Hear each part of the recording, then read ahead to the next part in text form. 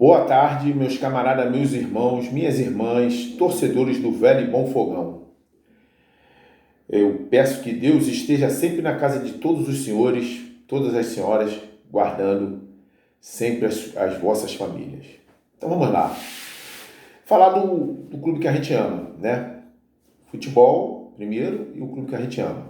Então vamos falar do Velho e Bom Fogão, do Velho e Bom Botafogo de Guerra. Senhores e senhoras, eu tenho um assunto, olha só, tem alguns assuntos para a gente comentar. A gente tem que comentar sobre o lateral direito, sobre a saída do Cuesta, sobre a saída do Sampaio, sobre a saída do bom zagueiro Souza, que não teve nenhuma chance o ano passado, mas é um bom zagueiro. Temos a situação do Nino do Fluminense também para comentar aqui, eu gostaria de comentar. Temos também alguns assuntos de contratações, assim, contratações de peso, né? Que, por exemplo, o Botafogo, infelizmente, vem perdendo essas contratações, né? Na hora de chegar mais junto, não chega. Esse é um comentário também para depois. Falar de estruturas, né? Estruturas. O Botafogo tem melhorado na sua parte administrativa e muito, mas tem algumas estruturas que eu gostaria de falar. Depois até tirar a dúvida com o meu amigo Luciano Ribeiro, né, um botafoguense também, né, a respeito de Marechal Hermes, Caio Martins, por que o Textor não lança a mão disso aí, né, e a melhoria do CT Lumière. Mas o assunto principal que eu vou falar agora é a questão da nossa diretoria. Quem está à frente da nossa diretoria para fins de aquisição ou para fins de realmente recolocar o Botafogo na briga das competições que ele participar. Então tá, meu nome é Cláudio Augusto, né? Sou torcedor, como vocês, botafoguenses, e aqui é o Resenha Bola Alvinegra. Então vamos começar a respeito desse tema de direção. Vamos lá. O Botafogo ele teve nos seus últimos 50 ou mais de 50 anos diretorias incompetentes, para falar a verdade, ruins, né? E fizeram com que o Botafogo ficasse numa situação financeira deplorável, né? Ficamos até 2021, final de 2021, devendo mais de R$1 bilhão a seus credores, Receita Federal, Justiça, enfim. E passando vergonha com seus times cada vez mais medíocres. Então o Botafogo diminuiu de tamanho. Dos anos 70, principalmente, para cá o Botafogo diminuiu, né, nesses últimos 50 anos.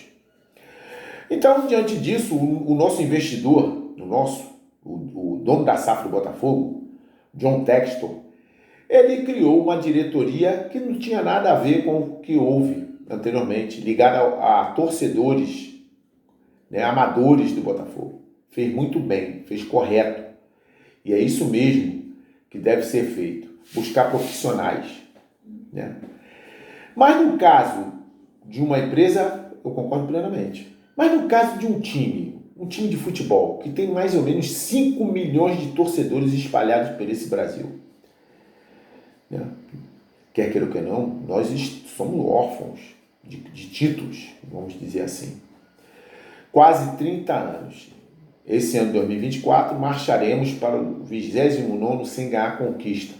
Esperemos que possa, né? Temos uma surpresa boa. Mas se não ganharmos, quando eu digo título ou Copa do Brasil, ou Brasileirão, ou a Libertadores, né? Ou na Sul-Americana, que o Botafogo pode ser que participe da Sul-Americana, ninguém sabe, né? Pelo menos pelo que o time que está montando, né? Aí a gente fica nessa dúvida. Mas voltamos aqui, a diretoria. Então a diretoria, o Botafogo tem o CEO, né? Tairo Arruda, tem como diretor de futebol Mazuco, que agora parece que chamou mais um auxiliar de diretor de futebol, não sei o nome, mas parece que veio do Atlético Paranaense. A pergunta é, essas pessoas, será que elas pensam nos 5 milhões de torcedores que existem espalhados por esse Brasil? Será que elas pensam? Ou elas pensam só assim, não, vou fazer o meu aqui, fiz o meu profissional, Está tudo indo bem no Botafogo, não atrasa mais salários, as finanças estão correndo sensacional. Mas e o torcedor, os 5 milhões? Porque é o seguinte, o Botafogo foi fundado lá antes de 1907, não sei quantos anos, bem antes. Mas se não fossem seus torcedores, será que estariam aqui? Será que o Botafogo seria isso que ele é hoje? Será? Aí tem vários times que acabaram e eram antigos e ganharam alguns campeonatos cariocas. São Cristóvão tem 2 títulos do Rio de Janeiro, né? Canto do Rio, lá do outro lado de Niterói. Esses clubes não existem mais. Por quê? Não tinham torcedores, né? O América do Rio, um time grande, que já foi grande, montou grandes equipes, né? Mas sem torcedor, chafurdou. Botafogo tem 5 milhões aproximadamente de torcedores, mais ou menos 5 milhões, segundo o último censo. Então, será que esses profissionais, eles pensam no Botafogo? Será que eles pensam no Botafogo, o torcedor? Aquele torcedor que é humilhado pelos seus rivais. É aquele que estava, esse aí é aquele que estava com o título na mão, perdeu. Já viu alguma coisa? Isso acontece com o Botafogo, essas piadinhas que nós escutamos aí ao longo dos anos. Será que eles pensam nisso? Eu, Cláudio Augusto, acredito que não. Eles não pensam nisso. Eu acredito que eles não pensam nisso, não. Eles pensam o seguinte, a finança está andando bem, o clube está tranquilo, os jogadores estão recebendo bem, beleza, fechou. Então, qual é a ideia? A ideia foi que um amigo meu botafoguense, muitos anos também sofrendo, né? Ele diz que não, mas eu tenho, é sofrimento torcer Botafogo, né? Eu tenho 61 e ele deve ter 57, o Marcos. Trabalhamos junto no velho e bom EB, né? Ele falou uma coisa certa, será que não, né, dentro dessa diretoria, é claro, preenchendo os requisitos necessários profissionalmente, não devia ter um botafoguense nesse meio? Eu não digo aqueles botafoguenses que levaram o Botafogo ao estádio que acabou em 2021 sendo vendido por John Textor, nosso investidor. Mas será que o Botafogo não precisa de um torcedor no meio? Aquele cara que sabe o sofrimento, conhece o sofrimento nosso. Eu não digo que ele não seja profissional, ele tem que preencher os requisitos profissionais ali, ele tem que... Mas um cara que não sofre, certo? É como você trabalhar numa firma, numa empresa, você chega lá, fez teu serviço, trabalhou, e apagou a luz e vai embora. Mas o botafoguense que sabe que estamos 29 anos sem ganhar nada, que somos chacota dos nossos rivais, nossos principais rivais, Flamengo, Vasco, Fluminense, né? Será que ele pensa nisso? Eles pensam? Esse John Textor, nosso investidor, será que ele pensa? Será que Mazuco pensa? Será que Tyron Arruda pensa no Botafogo? Esse novo que chegou, Atlético Paranaense, será que ele está envolvido, sabendo do sofrimento de 29 anos sem ganhar nada? Será que um deles sabe? Alguém? Claro que não. Claro que não. O John Textor é um investidor, não é torcedor.